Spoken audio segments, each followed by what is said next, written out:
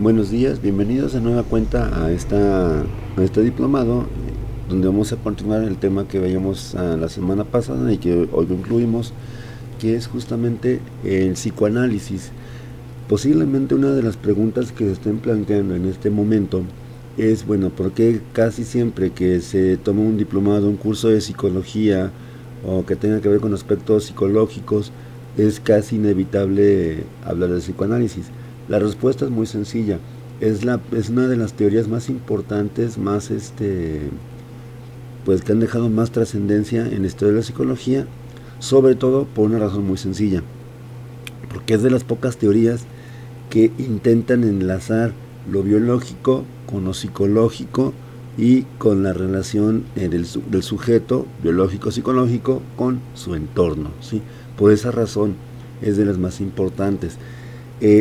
Obviamente, pues muchos de los conceptos freudianos que también se han debatido, pues no nada más en este curso, sino en otros cursos anteriores, pues sabemos que los conceptos de Freud, pues lamentablemente tenía una visión un poco restringida en cuanto a lo que es la sexualidad. Sin embargo, no por ello deja de ser uno de los principales avances sobre lo que es el entendimiento de cómo funciona la psique humana y sobre todo pues cómo funciona y con esto pues también nos damos cuenta de que es posible estudiar el funcionamiento mental de una persona en cuanto a su relación con el exterior. En ese sentido, pues por esa razón es importante hablar de esa teoría dentro de lo que es este curso, porque finalmente nos va a ayudar a entender un poco más ¿cómo decirlo? Cómo se organiza la personalidad de un sujeto, cómo interactúa con su ambiente, y dentro de ese ambiente pues está obviamente la situación educativa, ¿sí? Eh, Insisto, no es la teoría más importante, bueno, es una de las teorías más importantes, sí, no es la única, hay también otras teorías que son muy importantes de señalar, pues como habíamos dejado una tarea muy al principio de este curso, hablábamos de lo que es el conductismo y el humanismo, que ya tiene una tarea realizada con tal tema. El conductismo se va a abordar un poquito más adelante, ya he aplicado pues a la situación pedagógica. El humanismo, pues también es una teoría que también tiene su historia, es una reacción tanto al conductismo como al psicoanálisis, y esto también detallaré un poquito más adelante acerca de ella. Bueno, para finalizar un poco con esta exposición sobre el psicoanálisis y hecha pues esta aclaración de por qué siempre se empieza con psicoanálisis y por qué para todo siempre psicoanálisis, pues justamente pudiera ayudarnos a entender un poquito más esta importancia, esta trascendencia de la cual hablaba, la definición que nos dan acerca de personalidad los psicoanalistas. En ese sentido, se dice que la personalidad es una estructura, una organización dinámica interna, ¿sí? ¿Qué significa aquí el término dinámica interna? Que la personalidad no es un concepto o no es un constructo, ¿cómo decirlo?, estable, no es un constructo o no es un concepto que esté, digamos, permanente. Es decir, a pesar de que se ha dicho muchas veces que la personalidad es una forma coherente y relativamente constante de ser, ciertamente es la dinámica interna de la parte biológica con lo psicológica lo que le da ese matiz de ser pues una teoría de ser una definición importante, la de la dinámica interna, ¿sí? Entre sistemas psicofisiológicos, lo que decía en un momento, que aseguran un ajuste particular al entorno. En ese sentido, también aquí vemos un poco más eso que comentaba hace un momento, que finalmente la personalidad, es decir, la amalgama entre lo biológico y lo fisiológico, nos van a servir para ajustarnos a cada contexto medioambiental, ¿sí? Una personalidad sana va a ser aquella que de alguna forma puede adaptarse a la cambiante de las situaciones que le rodean, ¿sí? Una personalidad no adaptada va a ser aquella que a lo mejor uno de dos, o falla al intentar adaptarse, o de alguna manera su adaptación que tiene es, digamos, imperfecta, es inadecuada y por lo tanto pues susceptible de equivocaciones, ¿no?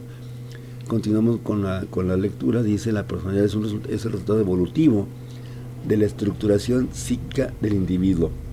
En un diplomado anterior que una de las compañeras ya tuvo la oportunidad de tomar conmigo, nos hizo el honor de tomar con nosotros también ese diplomado anterior, es justamente, hablábamos de que la personalidad es evolutiva, es un resultado evolutivo, como es la información, y que se logra a partir de la estructuración psíquica del individuo. Primero, todos los seres humanos nacemos con una parte instintiva, una parte biológica. Hay quien dice que es una parte irracional, ¿no? Incluso hasta perversa, que era el término que usaban los psicoanalistas. Esta parte pues viene a constituir la parte que llamamos ello o id. Con eso nacemos y con eso nos vamos a morir. ¿Qué significa esto? Que el id nunca desaparece. Simplemente conforme el niño va creciendo, conforme va ganando experiencia y sobre todo va adquiriendo conciencia de sí mismo y de los demás, justamente se empieza a estructurar otras dos estructuras o superestructuras, que serían el yo y el superyo. Y en ese orden específicamente. O sea, primero el niño logra una conciencia de sí mismo, una autorrepresentación o autoconcepto, que es donde justamente el niño se empieza a dar cuenta que él existe como un ser humano o como un ser independiente de lo que es el medio ambiente, ¿sí? Estamos hablando pues en este caso de un yo temprano, que finalmente tiene la función, como también se dijo anteriormente, de ¿cómo decirlo? De poner los recursos que cuenta con el niño a favor de sus necesidades psicológicas o de sus necesidades biológicas, perdón. Por ejemplo, si tiene hambre va a llorar, si tiene sueño pues también va a llorar o va a empezar a portarse entre comillas mal. Por eso es necesario entender esta parte, ¿sí? Que finalmente el yo funciona o sirve al ello, para que este ello pueda encontrar la gratificación, para que pueda adaptarse de alguna mejor manera, de la mejor manera posible a una situación cambiante. Ahora, una vez que el niño ya adquirió un poco mayor conciencia de sí mismo, más experiencia, que incluso ya adquirió el lenguaje, que es el proceso por excelencia a nivel psicosocial, lo que se consolida, la última instancia que se consolida va a ser en este caso el superyo. El superyo, que es digámoslo así, la cultura de los padres introyectada por ellos hacia el niño, ¿sí? De repente esta cultura justamente incluye, como también se dijo en algunas ocasiones, dos conceptos: lo que es el ideal del yo, que es aquello por lo cual vale la pena luchar, o que aquello que es deseable alcanzar, y la conciencia del yo, que no es otra cosa, como también se decía anteriormente, no es otra cosa más que justamente el resultado de las conductas por las cuales el niño fue censurado, ¿sí? Es decir, si por ejemplo al niño de repente se le prohibía, no sé, comer dulces, o comer cosas con leche, o comer cosas con, no sé, chocolate, o ver a tales horas, tales programas a tales horas, de repente pues el niño es castigado cada vez que transgrede esta norma.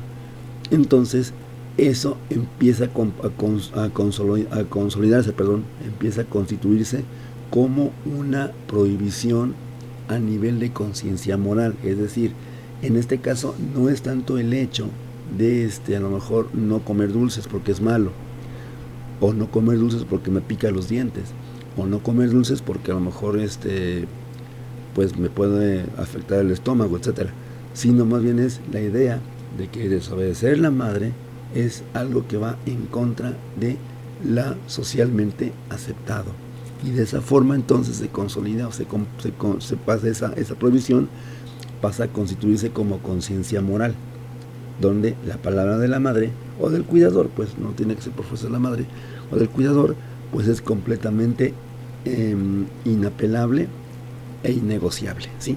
Entonces, ese es justamente el proceso a través del cual se va estructurando a nivel evolutivo justamente esa estructura psíquica de la cual habla la definición, ¿sí? Continuando con esa definición, decía que también en la interacción de determinantes biológicos y psicosociales.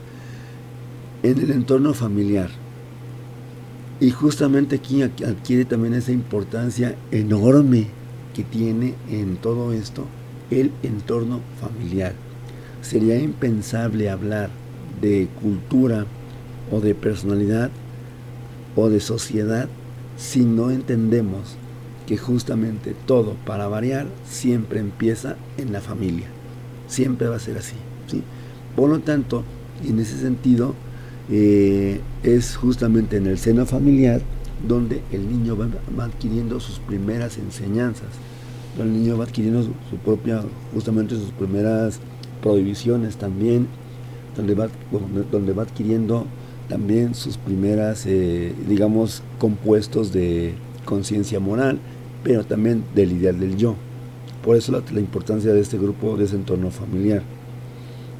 Ahora, que esta personalidad sea susceptible de cambios en los primeros años, eso es algo que todo el mundo pues ya reconocemos. Sin embargo, puede ser que justamente entre esa adaptación del yo, de mi yo, con la realidad externa, puede ser que esa realidad externa en algunas ocasiones sobrepase por mucho mi capacidad de afrontamiento. Pensémoslo de esta manera. Todos hemos pasado por periodos de estrés en nuestros trabajos, ¿sí?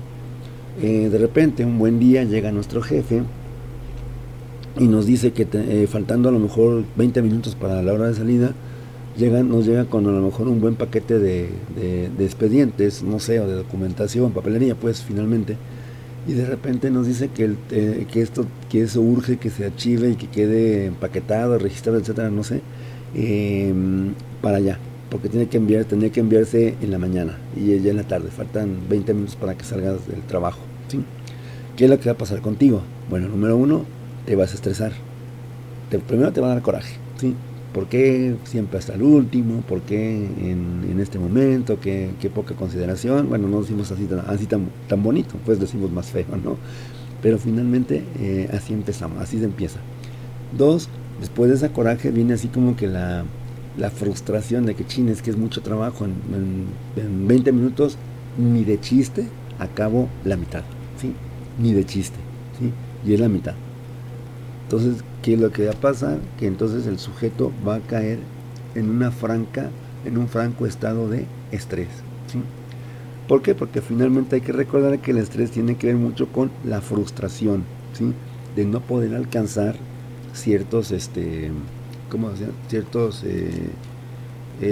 metas o ciertos estatus, a pesar de los esfuerzos que se haga para hacerlo, ¿sí? Entonces, justamente cuando se presenta esta situación estresante, pues pudiéramos decir que entonces sobreviene la aparición de ansiedad. Chin, ¿y ahora qué voy a hacer? El trabajo tiene que hacerse, pues no sé, de urgencia. ¿Cómo lo voy a hacer? ¿No voy a alcanzar? Y entonces aquí viene justamente lo que se refiere al último párrafo de la diapositiva, ¿sí? Que esa organización intrapsíquica que hablábamos acerca de lo que es el ello, de lo que es el yo y el super yo, se va a manifestar a través de lo que se llama coloquialmente mecanismos defensivos o de defensa y modos de relación, ¿sí? En ese sentido, los mecanismos de defensa, como también en alguna ocasión se mencionaba, son maneras de operar del yo, ¿sí? Pero para hacer cara, o sea, para enfrentar o para manejar o contener, como se le quiera llamar, afectos, es decir, estados emocionales, pulsiones, excitaciones u otros estímulos externos o internos, que además pueden, por lo que pueden considerarse además funciones de adaptación al mundo interno y externo del individuo. Ok, para clarificar un poco esta definición que de entrada pues nos parece muy rebuscada, que ciertamente está muy rebuscada, por cierto, tenemos que entender, como decíamos en el ejemplo anterior, ok, el oficinista estresado, pues ya tiene que entregar faltan 20 minutos para que salga de su jornada habitual, el jefe llega con su montón de documentación, de papelería, es una sobrecarga de trabajo a todas luces, viene justamente la ira, después viene la frustración, se cae en estrés, o sea, estrés y frustración van de la mano, se presenta la ansiedad, y entonces justamente cuando el sujeto no puede manejar de forma eficiente esa ansiedad, se disparan de forma automática los mecanismos de defensa del yo, ¿sí? Ojo, los mecanismos de defensa son del yo, no son ni del super yo ni del ello, son del yo, ¿sí? En ese sentido, entonces, estos mecanismos de defensa van a desplegarse como una respuesta automática ante la presencia exagerada o exacerbada de ansiedad, ¿sí? ¿Esto qué significa? Que finalmente, pues, los mecanismos de defensa pues me van a ayudar, como dice la información, a adaptarme, ¿sí?, a la realidad. Ahora, esta adaptación no tiene que ser por fuerzas la esperable, la deseable, puede ser incluso imperfecta, ¿sí? Y de hecho, los mecanismos de defensa se pudieran considerar como una distorsión de la realidad, pero esa distorsión se hace con el fin de que esa realidad sea un poco más, ¿cómo decirlo?, más manejable, ¿sí? ¿Sí? Entonces eso tiene que quedar clarísimo, ¿no? Las mecanismos de defensa, sí, ciertamente son una estrategia útil para el yo, pero no es digamos, una adaptación perfecta, ¿sí? Y el problema es que cuando pasa mucho tiempo y la fuente de ansiedad no se ha mitigado o sigue presente, pues obviamente va a sufrir un desgaste. Alguna vez, también en otro diplomado, ponía el ejemplo de lo que es comparaba pues el aparato psíquico, sobre todo los mecanismos de defensa, con esta parte de lo que es un tanque de agua del retrete, ¿sí?, del sanitario, del inodoro, ¿sí?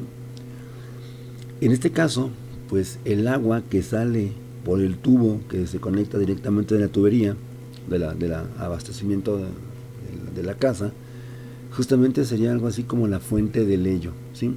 Es inagotable, ¿sí? Pero ¿por qué razón? En lo que es el inodoro, en el tanque, pues el agua finalmente se contiene. Porque finalmente, bueno, está la cuestión esta del flotador, que como es hueco, lógicamente cuando el nivel del agua empieza a subir, pues paulatinamente va haciendo que se cierre con un sello hermético, con un sello de goma, la tubería por la cual sale la alimentación del agua. ¿Qué pasaría si no existiera flotador? Bueno, para empezar, el agua sigue fluyendo, ¿sí? En este caso, hablaríamos de un proceso psicótico. El agua sigue fluyendo y yo no puedo contenerla. ¿Y qué me queda? Simplemente, pues, a lo mejor, bueno, ¿qué me queda a mí en el ejemplo del baño? Pues una enorme tarea de tener que limpiar el desastre, ¿no? Ahora, ¿qué pasa cuando, por ejemplo, el flotador empieza a tener una filtración? Bueno, pues a lo mejor sí la puede mal contener, pero tarde o temprano esa filtración va a ceder y se va a hacer más grande, y va a pasar exactamente lo mismo que decíamos al principio, ¿no? El agua se va a desbordar de forma total. ¿Qué pasa si, por ejemplo, el sello hermético falla? Pues de la misma manera también ese sello hermético, que serían algo así como los mecanismos de defensa, impiden que el agua pase. Pero si se rompen, si a lo mejor pasan años, a lo mejor compré una casa y de repente jamás en la vida he cambiado las válvulas del inodoro, puede ser entonces que justamente esta situación me lleve a un estado de agotamiento de las defensas psíquicas, ¿sí? Es decir, si pasa mucho tiempo y la ansiedad no se ha contenido, pues finalmente la defensa psíquica, en lugar de adaptarme a la realidad, pues va a hacer que me desadapte cada vez más. El problema es que justamente como en el ejemplo de la casa, o del flotador de la casa, si no lo he cambiado en muchos años, pues lógicamente empieza a secarse, empieza a echarse a perder y va a empezar a permear justamente agua. Y eso va a hacer que finalmente pues pase un desastre pues con lo que es la limpieza, ¿sí? Así funcionan los mecanismos de defensa. Ahora, aunque obviamente el objetivo de este curso no es tanto la parte clínica, sí tenemos que mencionar un poco cuáles son los mecanismos de defensa.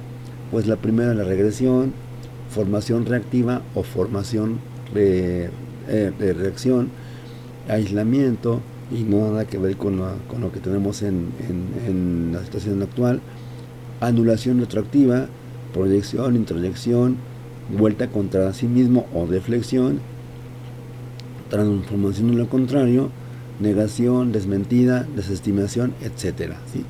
Este listado de mecanismos de defensa pues es solamente uno básico. Muchos psicoanalistas, igual continuadores de la teoría freudiana o incluso reformadores de la propia teoría freudiana, han propuesto más. Se han descrito incluso hasta 25 mecanismos de defensa. Obviamente pues algunos son más importantes que otros. Diría así como que de forma muy superficial la explicación de estos mecanismos que están aquí en esta información. Pues primero que tenemos la regresión. La regresión nada que ver con lo que se hace en las secciones de hipnotismo con fines didácticos, con fines de entretenimiento.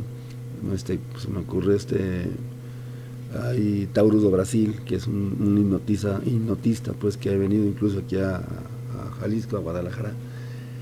En el caso de la regresión es justamente volver a una etapa evolutiva, el organismo, o sea, el ser humano, la persona, pues en pocas palabras, digámoslo así, con cierta edad, pongamos unos 40 años, muestra comportamientos, actitudes y pautas de relación que no corresponden a su edad, ¿sí? Justamente la regresión, ¿sí? Nada que ver con así como que regresarme al vientre de la mamá, imaginar, etc. No, ese es otro tipo de regresión, es algo así como, pero ya con fines terapéuticos. Como defensa, la regresión es justamente esa. Cada vez que, por ejemplo, hay a lo mejor algún conflicto de ansiedad intrapsíquico, volvemos con el ejemplo que teníamos de nuestro oficinista que está agobiado con sus expedientes. Si regresiona, puede ser que el sujeto a lo mejor se vaya en esa regresión, depende de qué tan profunda sea, y esta profundidad la determinan, por ejemplo, los factores estresantes. Puede ser que se regrese a lo mejor a la etapa oral, y entonces uno de dos, o le va a dar por comer chicle, o le va a dar por fumar, o le va a dar a lo mejor le va a dar mucha hambre, ¿sí? Eso sería, por ejemplo, un ejemplo de regresión. La formación de reacción, no es otra cosa más que básicamente una respuesta que tiene el sujeto ante un estresante. De alguna manera es similar a la transformación en lo contrario, es decir, de repente la formación de reacción es básicamente el sujeto, ¿cómo decirlo? Hace a una persona que no es originalmente la fuente de su ansiedad o la fuente estresante, hace a lo mejor, se comporta como si fuera en realidad la fuente estresante, es decir, por así decirlo, el típico, ahorita me acordé del típico refrán, ¿no? Pedro la hace y Juan la paga. Justamente esa es la formación reactiva. Pedro me la hizo, que fue mi jefe, y entonces en ese sentido, pues a lo mejor de repente, pues yo tengo que reportarme a la casa de que no voy a llegar temprano. A lo mejor ¿cómo decirlo? Me contesta mi pareja, y entonces pues le explico, ¿no? De repente a lo mejor se va a sacar de onda ella, y a lo mejor yo me voy a comportar un poco más hostil, más agresivo. Es que entiendes mi trabajo, es que no puede ser que no me comprendas, y bla bla bla. De alguna manera ella pasa a ser casi como el chivo expiatorio, generalmente, porque si me le pongo al brinco a mi jefe me corre, así de sencillo. Digo, también mi esposa me puede correr, ¿no? Pero en este caso es una situación un poco más manejable, ¿sí? El aislamiento, en este caso el aislamiento es justamente como poder decirlo así, es justamente esta situación de separar lo cognitivo de lo emocional, es decir, desvincularlos por completo, ¿sí? Tenemos la anulación retroactiva. Esta se da justamente cuando igual de la mano un poco con la regresión, el sujeto regresiona y anula una fuente de estresante, una fuente de estrés, ¿sí? Es decir, por ejemplo, a lo mejor anula en ese sentido el deber moral, la idea de que tiene que obedecer a su jefe, ¿sí? La proyección, pudiéramos decir que es el mecanismo de defensa de los más comunes, es el típico, el clásico, no soy yo, eres tú, pero en realidad sí eres tú, en realidad sí soy yo, ¿sí? Esa es la proyección, ¿no? Básicamente le proyectamos en otra persona algo que es mío, pero que no me gusta. Otra forma de describir la proyección es que tengo yo de mí, que tienes tú de mí, que a mí no me gusta, ¿sí? Esa es la proyección. La introyección sería algo así como que, bueno, ok, ¿por qué se va a quedar el trabajador a lo mejor a horas extras? Bueno, porque tiene que hacerlo, porque debe de hacerlo, ¿sí? ¿Qué significa esto? Que finalmente el trabajador tiene que cumplir con su obligación, porque si no la cumple es malo, si no la cumple no es adecuado, no es apto o no es digno, ¿sí? Parafraseando una película de superhéroes, ¿sí? Esa sería la que es la introyección. La vuelta contra sí mismo es, ok, en lugar de buscar el chivo expiatorio, en lugar de enojarme con alguien más, me lo trago, ¿sí? Me lo como o lo deflecto, ¿sí? Es decir, me hago ese daño a sí mismo. A lo mejor yo me quiero mentar la mamá a mi jefe adorado, de repente a lo mejor quiero descabezarlo, pero obviamente no puedo porque en la vida real obviamente no puedo porque es un delito y aparte porque me pueden correr. Entonces ese sentimiento digamos de negativo, pues de ira o de frustración o de coraje, lo transformo en algo hacia mí mismo, en un daño hecho hacia mí mismo. Puede ser que a lo mejor fume compulsivamente, puede ser que a lo mejor incluso intencional, bueno, no intencionalmente en el sentido que le damos convencionalmente la palabra, sino que finalmente yo deje de comer, porque finalmente es una forma de hacerme daño, o que de repente a lo mejor deje de tomar líquidos o duerma menos. Son formas de, y a lo mejor aquí el grado superlativo de esta deflexión, de esta vuelta contra sí mismo, sería, por ejemplo, lo que es el suicidio. El suicidio es, digámoslo así, la máxima, digamos, lo más que se puede hacer contra uno mismo es atentar contra su propia vida. Y es justamente una vuelta contra sí mismo, es una deflexión, ¿sí? Transformación en lo contrario, que tendría que ver, por ejemplo, con la sublimación. De repente, no importa, es trabajo, es algo noble, es mi obligación, es mi deber. Digamos, lo llevo a un plano ideal, ¿sí? A un plano ideal donde a lo mejor yo lo considero como algo, pues no nada más obligatorio, sino parte deseable y aceptable, ¿sí? Negación, no es cierto, yo no estoy enojado, yo no estoy molesto con nadie, estoy muy contento con estar aquí, finalmente lo estoy negando, ¿sí? La desmentida, que es una forma de a lo mejor muy común o muy coloquial de enfrentar la realidad, tiene que ver con la negación también. Desestimaciones, a lo mejor sería minimizar el evento. Ay, no pasa nada, al cabo pues, es un día al año, ¿no? Digo, de 5 días a la semana a lo mejor que me den trabajo así así de forma abusiva una vez por semana, pues no importa, no pasa nada, todo está bien, ¿sí? ¿Sí? Esos serían como los mecanismos de defensa más comunes. Insisto, hay más mecanismos, solamente hablamos de los principales. Y aclarando que en este caso el principal mecanismo de defensa que funciona como bloqueo o como tal, como mecanismo de defensa, va a ser siempre la represión, ¿sí? El más funcional, el más adaptativo, como también alguna vez lo comentaba, es justamente la sublimación, ¿sí? Bien, por último, para concluir esa intervención, pues hablaríamos también de los modos de relación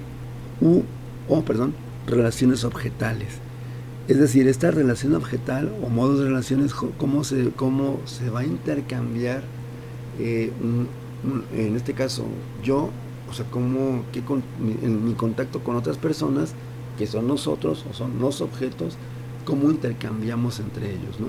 Eso es justamente los modos de relaciones objetales. siendo la más importante relación objetal la que mantiene el niño con su madre, ¿sí? Porque hay que recordar que es la principal fuente de gratificación a nivel evolutivo, ¿sí? Por eso la importancia del papel de la madre.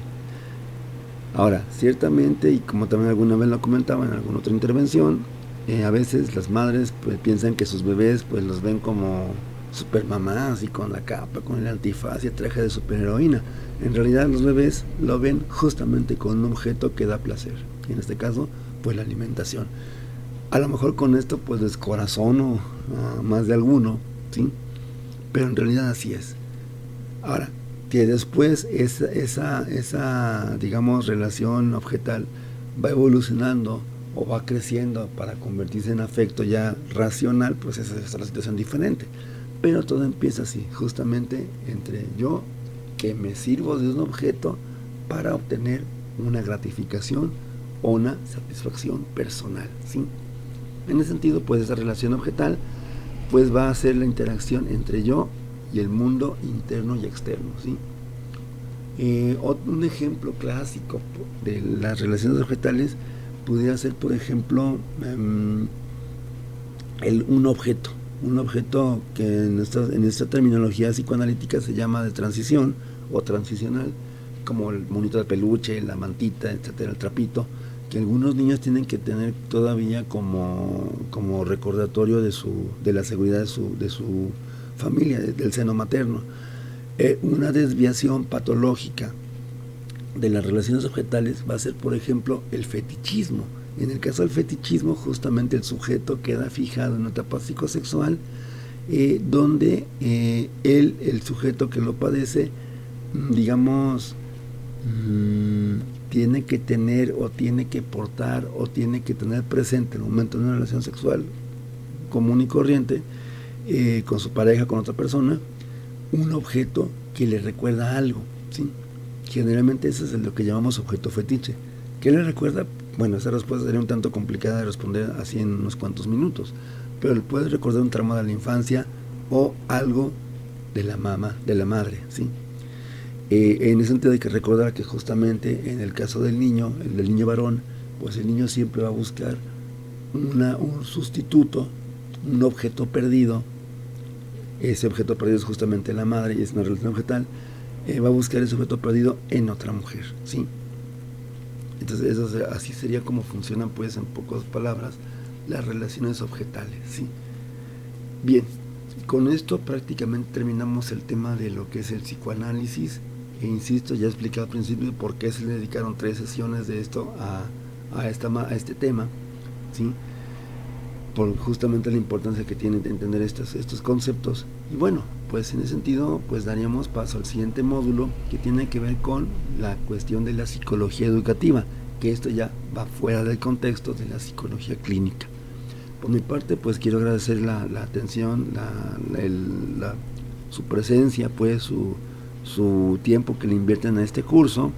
Los exhorto a que me comenten a través ya sea del video o a través de los comentarios de WhatsApp o de Classroom, pues dudas, quejas o sugerencias, ¿sí? Pueden decir, oiga, ¿sabe qué, profe o maestro, como me quieran llamar? Oiga, ¿sabe qué? O, oye, ¿sabes qué? Fíjate que a mí no me quedó claro, no entendí bien cómo es esto. Con mucho gusto, incluso si es necesario hacer un video para explicar esa duda, pues con mucho gusto lo hago, ¿sí? Entonces, finalmente, darles las gracias y invitarnos a la próxima sesión.